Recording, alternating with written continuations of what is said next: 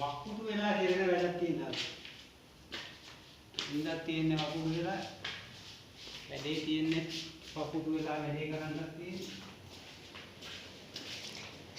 මම දැන් මේ දාගෙන දැහැලි බදාගෙන ඉස්සෙල්ලා මම කියන්නේ ආයිබන් වණක්කම් අස්සලාමු අලයිකුම් යාළුවෝ. වලයිකුම් සලාම් කිව්වද මේ ඒක නෙමෙයි මොකද මේ ලෑලි වල දැන් කරන්නේ මෙල්ලින් නෙමෙයිද? එහෙම ප්‍රශ්නයක් තියෙන්නේ. මෙතන ස්කෑබ් වලින් නෑ ගහන්න බෑ. හරි? ඒකින්ද දැන් මේක ඉඳගෙන ඉවරලා මේ තහළු ටිකවත් දාන්නත් ඕනේ. අපිට ගත්තොත් එහෙම බිම ඉඳන්ම කෙලින්ම පලංචි ගැට ගහන්න ඕනේ.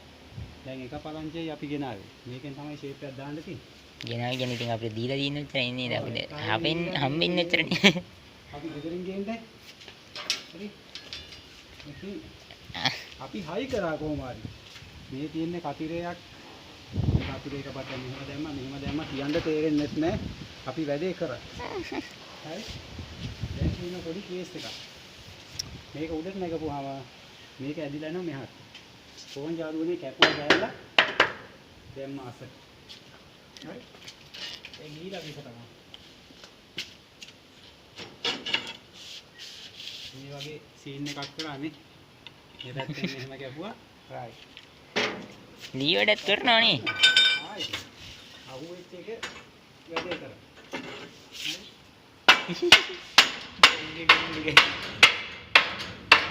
ලස්සන වීඩියෝ. right. මේ යාළුවනේ වැඩේ වුණා. හැබැයි වැඩේ තියෙන්නේ මේක ඇවිල්ලා 1900 බිඳුවේ වැඩක්. මං හිතේ බර ගණන් වල ගියයි කියලා. නේ 2026 නෙමෙයි 1900 බිඳුවේ. right. ඔයාලට වැඩේ පෙන්වන්න බැරි නෝ. තව ප්‍රශ්නයක් වුණා අපිට. මේකේ ඇන්කර් බෝල් ටික දාගෙන ගියා. ඕයි යාළුවනේ ප්‍රශ්නයක් ආවා මෙන්න මෙතනින් සුක්කක් බුරුල්. මේ බුරුල් වෙන්න හේතුව තමයි බ්ලොග් ගල්ලවිල්ලා මේ අලුහුණු වලින් හදපුවා වගේ.